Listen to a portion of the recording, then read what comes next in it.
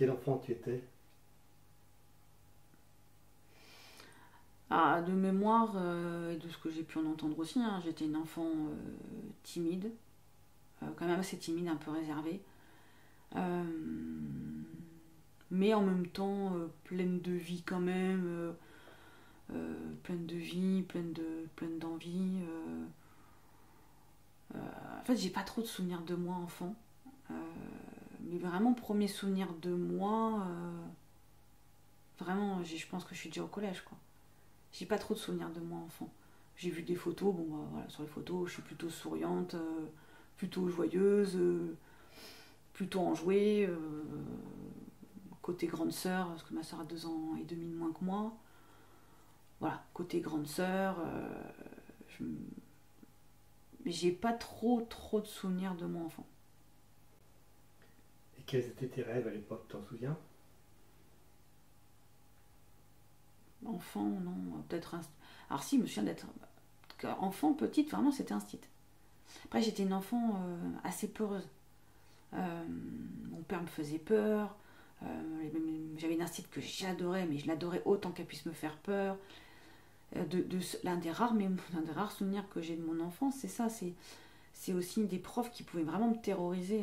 Je parle de primaire, hein, mais à me terroriser, à du coup avoir envie de faire pipi tous les 3 minutes, quoi. Parce que dès que j'avais peur, je fallait que je fasse pipi. Alors que ça n'avait pas de raison, mais une enfant qui dormait pas aussi, ça c'est des souvenirs que j'ai. Une enfant qui dormait pas.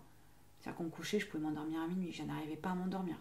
C'était une enfant qui dormait peu finalement pour son âge, mais une enfant par contre qui jouait beaucoup.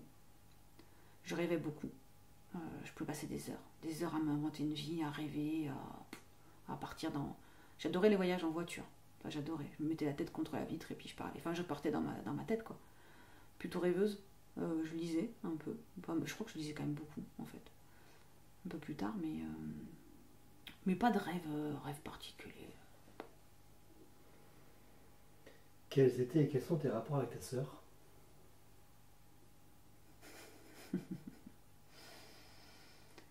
Ah, des rapports très particuliers avec ma sœur. On s'est aimé autant que détesté, je pense. Petite, je l'ai beaucoup aimée, mais on a eu beaucoup de difficultés en fait ensemble parce que une grosse problématique qui allait être aimée par son père. Laquelle des deux allait être préférée par papa. Donc beaucoup de compétition, beaucoup. Puis moi je perdais. Hein. Par contre, sur ce coup-là, je pense que j'ai perdu pendant pas mal d'années. Donc une construction un peu chaotique quand même là-dessus parce qu'en fait, on s'est retrouvés un peu inconsciemment. Hein. Ma mère et moi contre mon père et ma sœur. Ma mère du coup me protégeait un peu de mon père et ma sœur qui étaient un peu contre moi. Ma sœur du coup se sentait un peu laissée tomber par ma mère. Ma sœur valorisée par mon père. Donc du coup, voilà, on était un peu. Mon père, je pense, aurait voulu un garçon.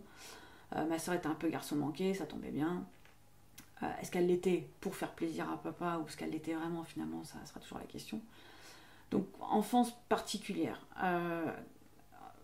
Après, on va dire vers l'adolescence, là par contre, ouais, on s'est un peu légué contre les parents entre guillemets. On avait quand même échafaudé des plans de fugue. On avait échafaudé des plans de fugue, on avait échafaudé des plans. On mettait des sous de côté, hein, on parlait de peut-être 10-20 euros, hein, mais on avait fait des super plans. Hein, comment sortir de la maison, par où est-ce qu'on allait passer, où est-ce qu'on allait aller. Là par contre, ouais, il y a eu une phase où on était très proches, mais très proches parce qu'on sentait qu'entre les parents c'était compliqué et donc on se disait de toute façon il va falloir qu'on soit à deux, quoi. Euh, Après on a eu plein de rêves et notre rêve principal c'était de partir vivre à Paris toutes les deux. Ça c'était notre grand rêve. Euh, Après lycée, j'ai pas trop de souvenirs de bons contacts par contre. Moi du coup là le lycée royal, c'était plus, je prenais le bus, j'allais au lycée, j'avais mes copains, mes copines, enfin une sorte de grosse liberté pour moi entre guillemets. Et là ma soeur je la laisse sur le carreau parce que ma soeur très renfermée, très fermée. Donc là on n'a pas du tout les mêmes trucs, je comprends pas ma soeur, elle me gonfle, on se comprend pas. Euh, Moi j'aimais plaire aux hommes, j'aimais plaire aux garçons. j'aimais avoir des copines, sortir, faire la fête. Elle était très casanière, très papa-maman, et ça par contre je comprenais pas. Donc on n'était pas du tout proches après. Et puis elle est partie à Paris faire ses études, moi j'étais restée ici. Et en fait quand j'ai raté le concours d'un site et je suis partie à Paris. Et on a vécu du coup à 2 à Paris. Dans 9 mètres carrés, au 5e étage, sans ascenseur, toilette sur le palier. Mais alors, 2 mois royal. Et là, tous les jours, on se dit, on vit notre rêve, on est à Paris toutes les deux. Et en fait, ça s'est pas très très bien passé. Parce qu'après, on a réussi à prendre un appartement quand même plus grand. Et puis bon, il y a eu des histoires. En fait, ma soeur a rencontré quelqu'un, elle est partie de l'appart, je me suis retrouvée toute seule à Paris où je connaissais absolument personne. Et là, pendant un peu plus d'1 an, 1 an et demi, on ne s'est plus parlé. On ne s'est plus vu, plus parlé. Et on s'est retrouvés un peu plus tard. Alors, peut-être pas lors de mon mariage avec le père de ma fille, mais on s'est retrouvés, de mémoire, je pense que c'est quand je suis devenue maman. Où là on s'est plus retrouvés en fait. Bon, après j'ai eu un accouchement un peu particulier aussi, j'ai failli y passer la nuit de mon accouchement, donc ça a remis aussi un peu des pendules en place. On s'était déjà retrouvés un tout petit peu avant parce que mon père avait eu un problème de santé et on a cru qu'il allait aussi y passer, donc on s'était un peu retrouvés aussi à ce moment là. Et c'est vrai qu'on s'est plus retrouvés à ce moment là, et depuis 10 ans on va dire, on est plus là l'une pour l'autre, on est fiers l'une de l'autre, on s'envoie des messages, on se soutient dans les passages, alors différemment, pas toujours quand on veut, quand on peut, mais aujourd'hui oui, on va dire aujourd'hui qu'on est quand même, voilà, aujourd'hui on est des sœurs, quoi. On est vraiment beaucoup plus proches. Tu dis ne pas avoir beaucoup de souvenirs de ton enfance, mais est-ce que malgré tout tu peux nous en trouver un particulier qui t'aurait marqué? Ouais, un souvenir particulier de mon enfance, c'est... Alors si j'ai 2-3 brides de souvenirs, mais c'est les vacances. Les vacances. Alors j'en ai 2 sur les vacances. Alors les vacances avec mes parents. Vacances avec mes parents, mais je sais que mon père me fait peur. À ce moment-là, je suis dans une phase où mon père me fait quand même un peu peur. Enfin, il hausse la voix, je suis déjà en train de pleurer parce que la voix me fait peur. Les voix qui portent me font peur quand je suis petite à ce moment-là. Pas de super souvenirs de vacances, par contre, en famille avec mes parents, mais des super souvenirs de vacances entre cousins, chez mes grands-parents. Ça, des super souvenirs de ces vacances en Bretagne chez mes grands-parents, avec mes autres cousins. Ça, vraiment des souvenirs fous, dingues, de bonheur partagé. Et les 2-3 souvenirs que j'ai vraiment, c'est cette école primaire à Nantes,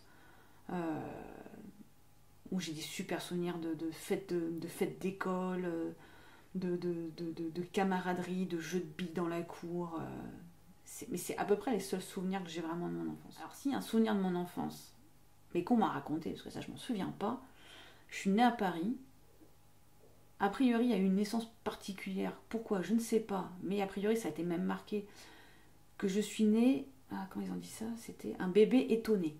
A priori, je serais née, mais limite, qu'est-ce que je fous là, quoi? Mais a priori, c'était... Même le médecin avait dit, c'était un bébé, voilà, un bébé étonné, un bébé qui comprenait pas trop ce qu'il faisait là. Petit bébé, 2,8 kg à peine, ou 2,7 kg. J'ai maigri tout de suite. Enfin, j'avais beaucoup de mal à manger. A priori, un bébé un peu relou quand même... qui confond ses jours et ses nuits, qui pleure beaucoup, non, parce qu'il me disait mes parents, c'est qu'en fait je buvais 30 grammes, je m'endormais, truc un peu chiant quand même. De ce que mes parents m'ont raconté, un bébé triste, c'est-à-dire qu'en fait, mais bon, a priori j'ai été mise en materne, enfin en crèche à 2 mois de vie, mais que je grossissais pas, je mangeais très peu, je dormais pas bien, je ne souriais jamais, et que le médecin aurait dit à mes parents, il faut trouver une autre solution, elle se laisse mourir, c'est un enfant qui se laisse mourir, qui ne veut pas vivre comme elle vit. Enfin, il y avait un truc un peu dans ce sens-là. Mes parents déménagent, parce que mon père mutait à La Rochelle, on déménage à La Rochelle. À La Rochelle, ma mère me trouve une super nourrice, qu'on a appelée Tati. Et là, a priori, j'ai commencé vraiment à vivre en fait. Donc j'avais 6 mois. Et là, par contre, ma vie a vraiment commencé où je me suis épanouie, j'ai souri, j'ai vécu. Donc voilà, pas de souvenir de cette période-là, mais voilà, a priori, ce qu'on m'avait pu me raconter. Mais du coup, voilà, j'ai quand même vécu voilà, Paris, La Rochelle, Nantes, Bordeaux, Montpellier, re-Paris, re-Montpellier. Durant ta scolarité, quel élève tu étais? J'étais une élève plutôt sage, timide, réservée. Je voulais pas forcément être la meilleure, mais je voulais surtout pas être la moins bonne. On va dire un peu le milieu du panier. Un petit peu au-dessus quand même dans le panier parce que je voulais pas être trop mauvaise. Par contre, une élève studieuse, j'avais pas de facilité en tant que telle, donc travailleuse aussi. Après, un peu, comment dire, une élève qui veut pas être trop vue quand même, quoi. Voilà, il fallait que ça passe sans en espérant pas être interrogé, quoi. Tes changements de ville, est-ce que ça a eu une incidence sur ta scolarité? Non. Ça n'a pas eu d'incidence, les changements de ville. Par contre, ça a eu une incidence sur ma capacité à m'adapter, parce que tous les 4 ans, quand tu changes, donc j'ai fait, à chaque fois j'ai eu de la chance, hein, j'ai fait primaire dans une ville, collège dans une autre, lycée dans une autre. Mais c'est-à-dire que tous les 4 ans, tu repars à zéro. Tu repars à zéro de tout.